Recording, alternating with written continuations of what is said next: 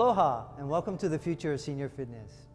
I'm your host, Myles Diaz, Master Trainer and Certified Senior Fitness Specialist. Are you a person who worked in an office, had longer working hours, or moved less on a daily basis in your career or job? If so, you're not alone. From the mid-1980s to present, technology and automation in the United States created an environment that produced more inactive people. Over time, inactivity has taken a toll on public health, creating bad posture and dysfunction in our bodies. As a result, an inactive lifestyle has led to increased incidence of injury, including low back pain, knee injuries, musculoskeletal injuries, and chronic diseases. In addition, even though there was a lower percentage of manual labor in our workforce, physical demands of the work resulted in high incidence of low back pain and musculoskeletal injuries. Either way, a deconditioned musculoskeletal system leads to injury. Every person has different strengths, weaknesses, and functional challenges. And by the time we age, the decline in our abilities, health, and degenerative conditions require special attention. Because more people are deconditioned, they need special consideration when beginning an exercise program. In my episode on trends in group exercise for senior citizens, I mentioned that the American College of Sports Medicine does an annual survey to determine fitness trends. Group exercise for older adults was consistently in the middle to upper half of the trends. Right above that on the list is personal training, and it has been for several years. At the very top of the list in trends is education, training, and proper credentialing for health and fitness professionals.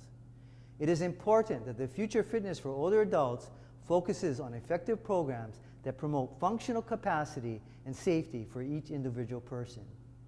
Because of this, I strongly believe in a personal trainer for senior citizens. Resistance training and regular muscle strengthening activities will help older adults to maintain and increase muscle mass, increase bone density, reduce fat, improve cholesterol and blood pressure levels, and help prevent diabetes. Other benefits include decreasing lower back discomfort, reducing arthritic pain, enhancing self-confidence, and relieving depression. Resistance exercises make activities of daily living easier and help older adults to maintain independence. Here are examples of resistance exercises.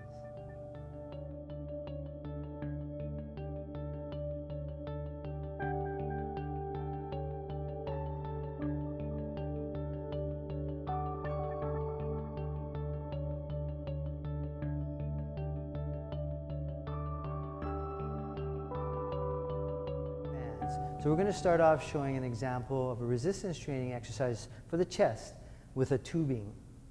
Okay, so this one is called a staggered chest fly. Okay, Sally, why don't you go ahead and show our viewing audience how it's done. We're going to breathe out on the movement and then come back. Notice how she comes back just to this angle here. You don't want to come back any farther than this. By coming too far back, you're putting too much pressure on your ligaments and your joints, which is something we need to preserve as we get older. There you go. Or at any age, actually. But when we get older, it's even more important. So here we go. She has perfect form, as you can see. She's in a staggered stance. We have her in a staggered stance so that she can balance better, and that's really all it's for. And here she is working the upper chest muscles and doing it quite well. Very good. One more time, Sally. Great. That is an example of a resistance training exercise with tubing. So our second example of exercise for resistance is a full body exercise. So this is great. You don't need a tubing or a machine to do it. And this is going to also work the upper chest. So Sally's going to demonstrate for us a push-up against the wall. So Sally, why don't we go ahead and show our viewing audience how it's done. As she brings it and then she breathes out on the movement. Notice how she's keeping her core engaged, and when she comes back, her back is straight. So she's coming in, and then the movement, when she presses up against the wall, is what's creating the resistance on the chest, and that's what's giving her help to build her chest muscles and strengthen her chest. And this is a great exercise. As I mentioned earlier, you don't need anything else except your body, and you can do it up against a wall or fence or something that you can have pressure up against.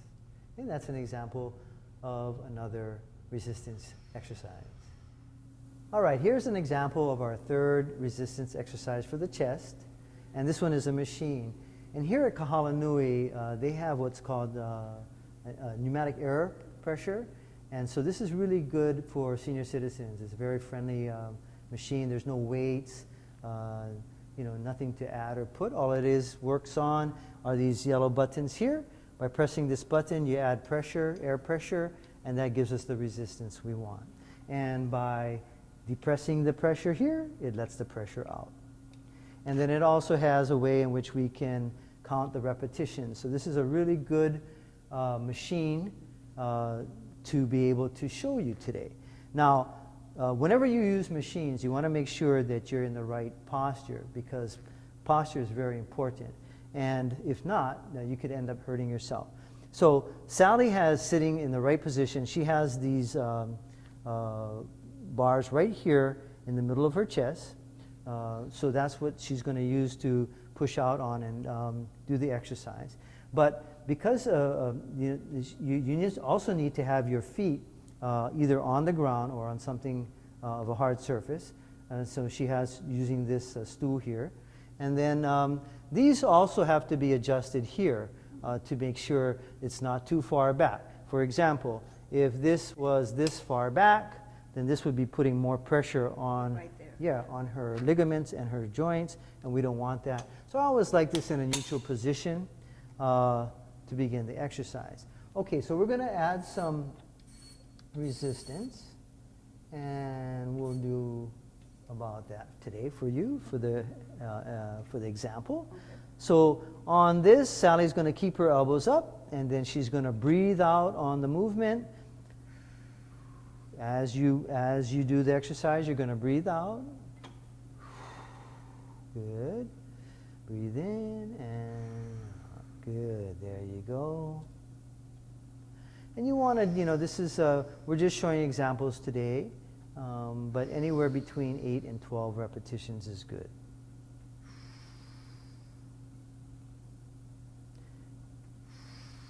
Very good. Fully extending. Breathing. Breathing is very important. You have to have breath and oxygen. Oxygen fuels your muscles. 2 more. Excellent. And that's an example of a resistance training exercise with the chest press machine. Okay, here's a resistance training exercise for the back. And we're using, again, the tubing. And as you notice, Sally's pulling all the way back and then pinching her back muscles.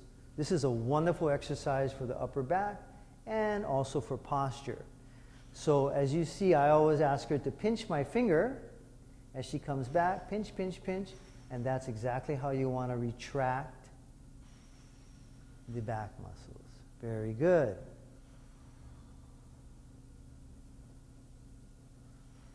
Couple more.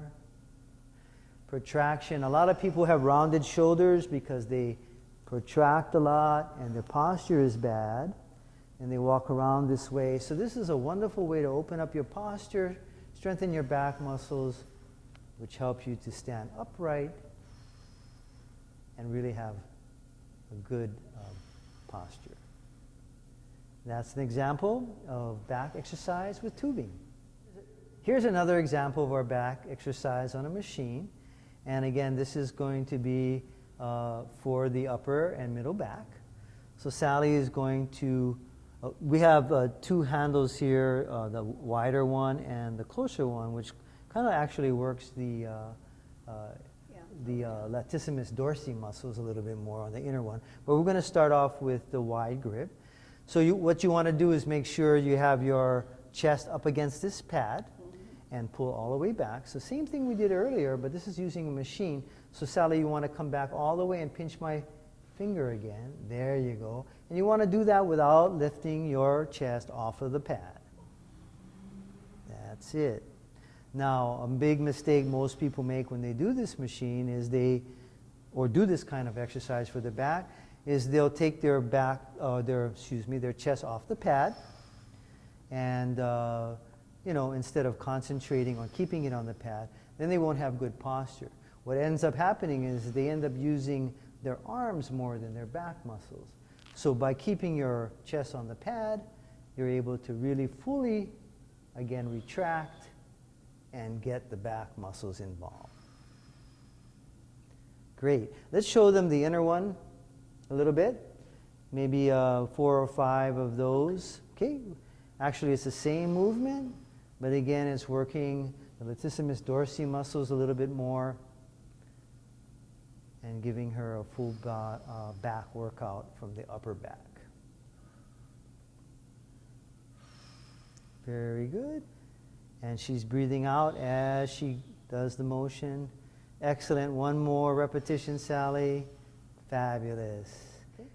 All right, here's an example of another arm exercise. This time we're working our triceps, this back here where sometimes people refer to as the chicken wings.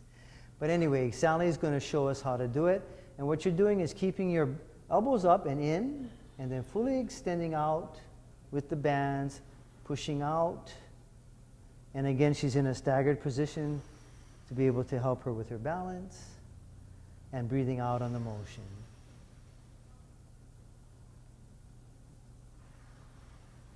Very good. One more time.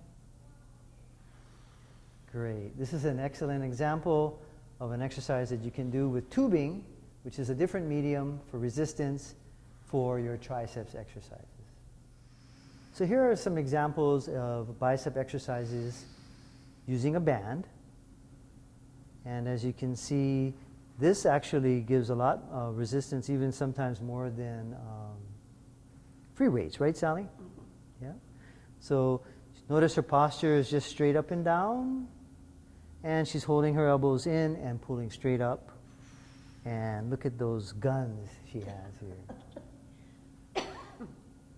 Okay, so this is an example of an arm exercise working her biceps with band. Okay, this is an example of some shoulder exercises. So Sally's demonstrating with tubing again how to do a front raise. And on this exercise, you want to make sure that your arms are straight, eye level. And she's doing an alternate front raise for her front deltoids. Breathing out on the movement and alternating. This side is a little more difficult for her. She's not as strong on that side, a little bit weaker. Why don't you move your foot in a little bit more and then see if you can lift your foot up a little bit more. Go inside. Yep, there you go. Yeah, there we go. And that will help adjust a little bit and give you a little bit more range of motion when you do this exercise. Okay, good. From here, Sally's going to do another exercise for her side deltoids. And again, this is another shoulder exercise. So Sally, go ahead and show us how that's done. Good. 1. And 2. Good. And with this exercise, you want to make sure you come out as wide as you can. And again, it's working this muscle right in here. Which is the weak one. Okay, show us a couple more, and I think that's good for today.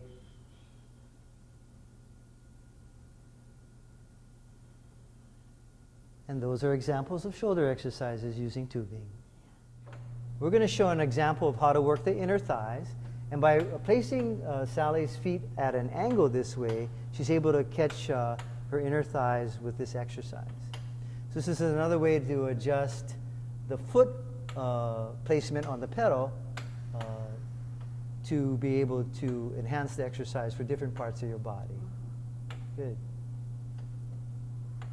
And of course, there's other ways to work the inner thighs, but we're using this machine today to show 2 examples of how to work the quads, the hamstrings, the glutes, and the adductor muscles.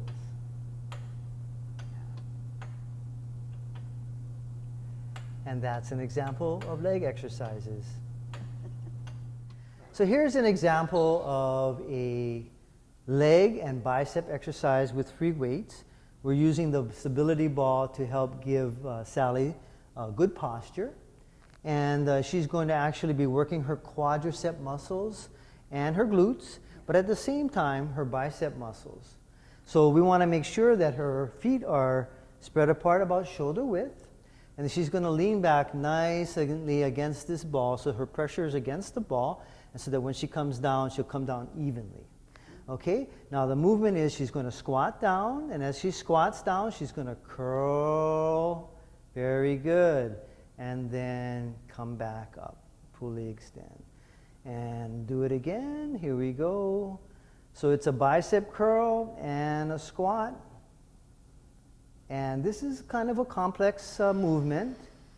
This is not that simple for most older adults. So it's not something you start off with. You try to take it in pieces. But whenever you have to do 2 things at once, it can be a little more challenging. But Good Sally's, for the brain. yeah, it's good for the brain, and that's why we do it. You know, that's why I add a lot of these things into our exercises. So we want the brain to, and it's good for coordination, right? Mm-hmm. So that's why we do it. So it's an excellent exercise, but it may be a little bit more advanced for some people than others. So this is a wonderful example of what good shape Sally's in, and how her mind is still connecting with her body. That's a good thing. Yeah, and that's what you need when you get older. You want to make sure that at any age, but as you get older, you want to make sure the kinetic chain works, and that the mind connects with the muscles and the body. So there we go. One more time, dear. Excellent exercise. And that's an example of a ball squat with a bicep curl. Cardio or aerobic activities strengthen the heart and lungs, increase endurance, and burns calories, which help you to lose or manage weight and relieve stress. Cardiovascular exercise will enhance the delivery of oxygen to muscles and control blood pressure change in older adults.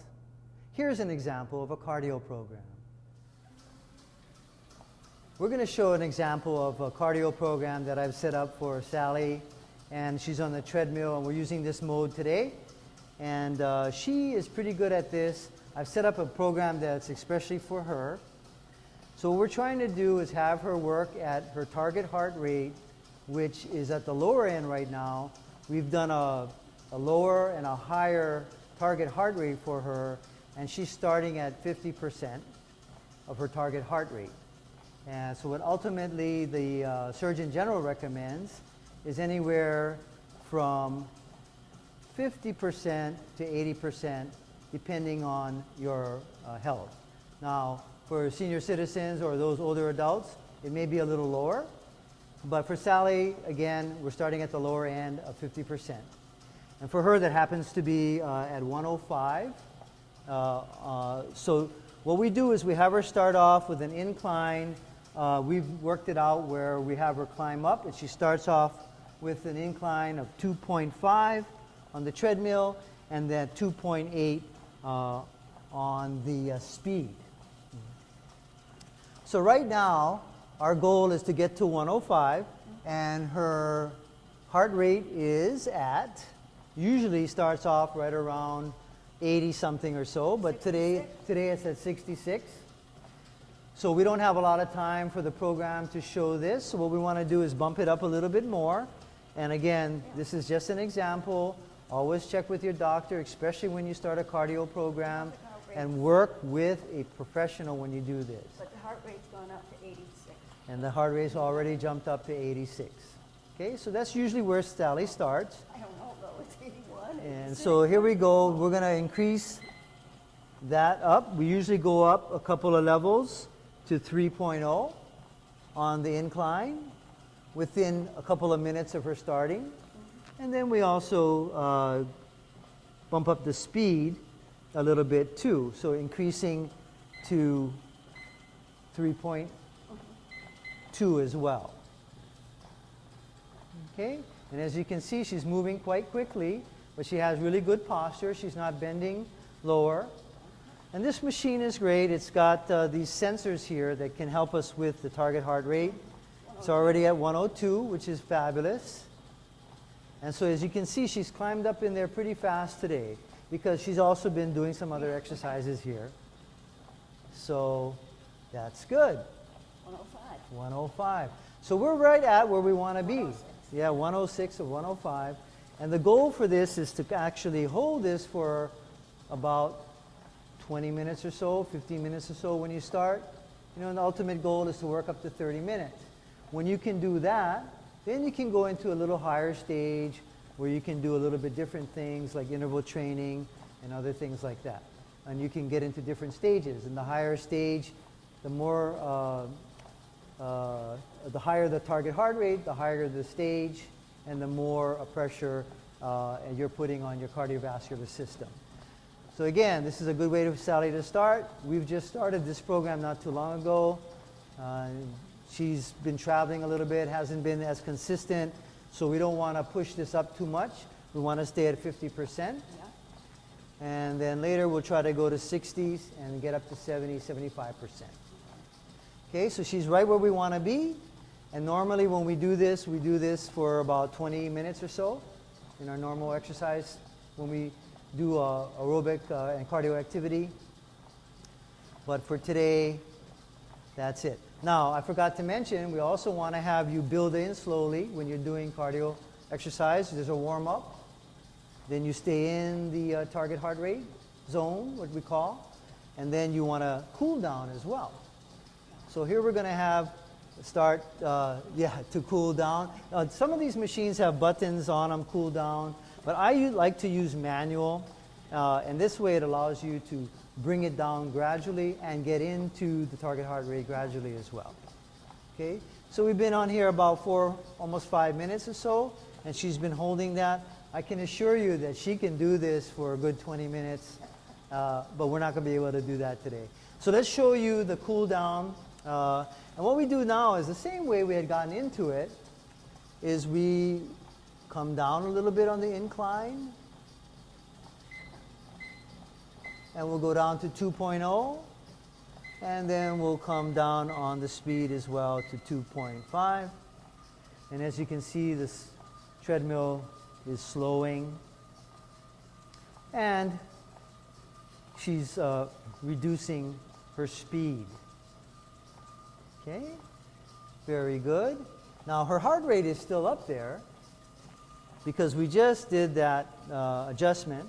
But as she goes down, we're going to give her a good 5 minutes to come down out of this, slowly slowing down. And as we do, Sally's heart rate will drop.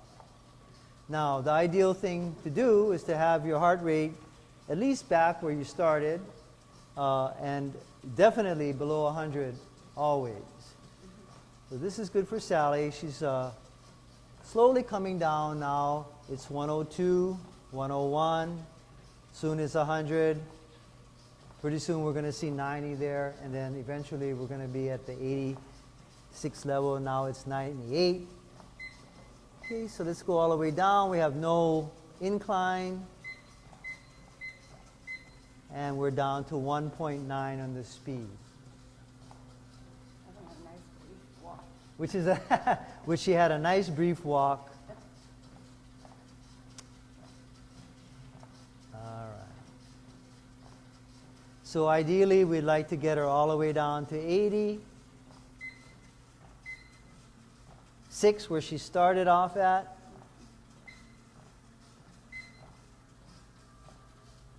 Just take your time there and breathe nice and slow.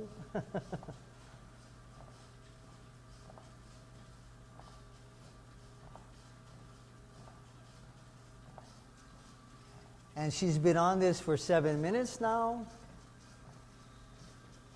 You can also do intermittent bouts of 10 to 15 minutes. As long as you get 10 minutes in, you get the benefit from the cardiovascular workout.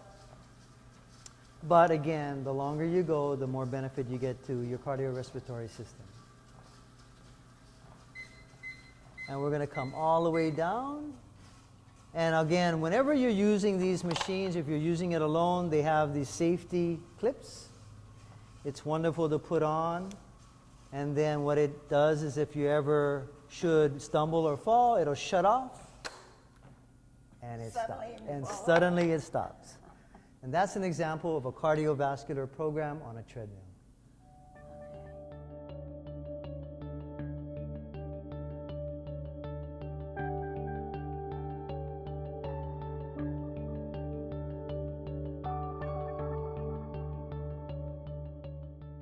I look forward to the next time. Until then, this is Myles Diaz wishing you the best in health and reminding you that health is your only wealth.